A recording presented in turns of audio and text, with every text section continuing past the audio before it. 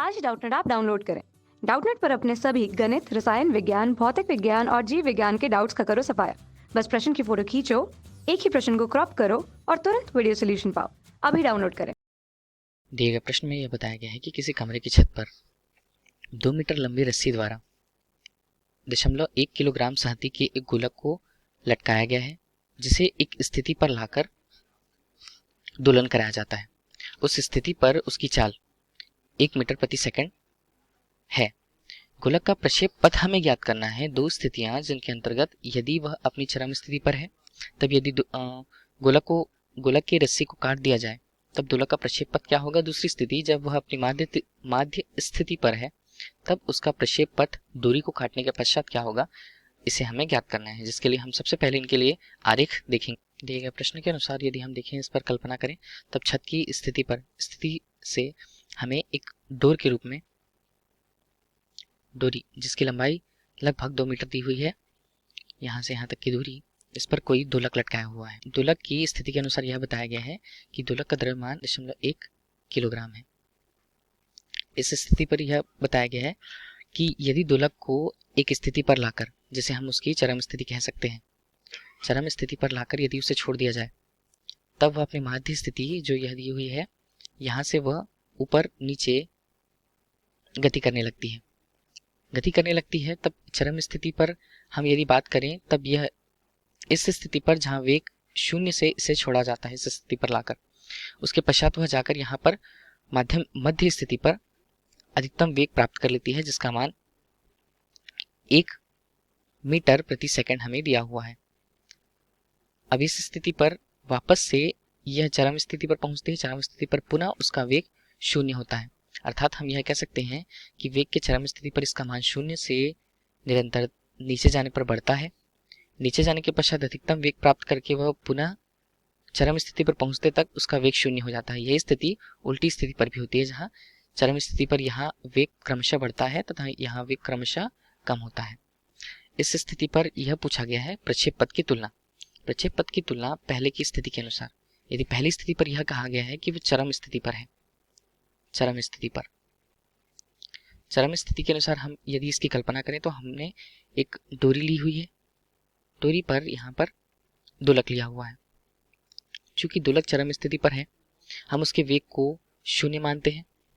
0 metre प्रति second की वेग की गति से यदि वह उस स्थिति पर है, तब इस पर लगने वाला तनाव बल का मान ही इसके लगाए गए गुरुत्वीय बल द्वारा इसके भार के अनुसार इस पर निर्भर करता है।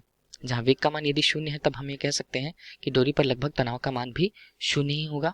अर्थात इस पर केवल बल नीचे की ओर अभी फिलहाल लग रहा है।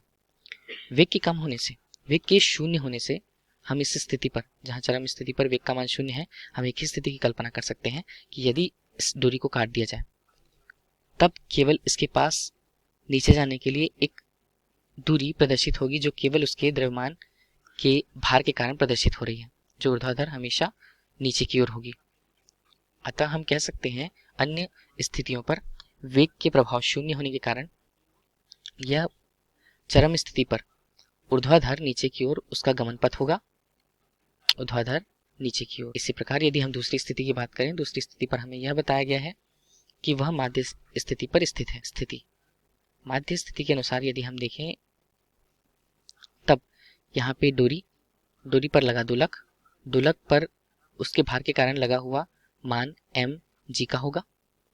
जहाँ पर इसका वेग, यदि हम किसी भी एक स्थिति पर बात करें कि वेग यदि यहाँ पर दिया हुआ है, वेग अधिकतम है, जिसे मैक्सिमम हमने बता दिया, इसका मान 1 मीटर प्रति सेकंड दिया हुआ है। इस स्थिति पर इस पर लगने वाले बल 2 प्रकार से हैं, एक इस दिशा पर और एक इस दिशा पर। दोनों के बीच बनने वाला कोण यदि 90 डिग्री का है।